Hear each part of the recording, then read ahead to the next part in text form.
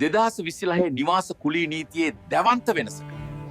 දැම්ම දැනුවත් නොවී ගෙවල් කුලියට දෙන්න සහ ගන්න යන්න එපා. දශක 5ක් පැරණි ගෙවල් කුලී පනත අහෝසි වී අලුත් නීති එන්න නියමිතයි. මේ වෙනස ඔබේ සාක්කුවටත් අයිතිවාසිකම් වලටත් ඍජුවම බලපානවා. මෙන්න 2026 දී ඔබ දැනගත යුතුම කරුණු 5ක්. 1. ගෙවල් කුලී පනත අහෝසි. 1972 සිට පැවති පැරණි නීති අහෝසි කර පදිංචිකරුවන් ආරක්ෂා කිරීමේ පනත හඳුන්වා දීම. 2. බලහත්කාරයෙන් ඉවත් කිරීම තහනම්. අධිකරණ නියෝගයක් නොමැතිව කිසිම පදිංචිකරුවෙකු පණ පිටින් එළියට දැමීම හෝ බලහත්කාරයෙන් ඉවත් කිරීම වරදක් වෙයි. 3. අත්‍යවශ්‍ය සේවා කප්පාදුව දඩුවම් ලැබිය හැකි වරදක් දක්වා දැඩි වෙයි. 4. මාස 3ක ආරක්ෂාව. යම් නිවසක මාස 3කට වඩා පදිංචි වී සිටින ඕනෑම අයෙකුට මෙම නව නීතියේ ආරක්ෂාව හිමි වෙයි. 5. මහජන අදහස් විමසීම.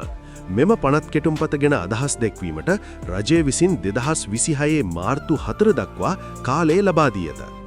කුලියට ඉන්න අයට වාසිදායක වුණත් නිවෙස් හිමියන් පවසන්නේ මෙයින් ඔවුන් අගතියට පත්වන බවයි. ඔබ කුලී නිවසියෙක් හෝ හිමිකරුවෙක් නම් මේ ගැන ඔබේ අදහස මොකක්ද? අනිත් අයටත් දැනගන්න දැන්ම ෂෙයා කරන්න.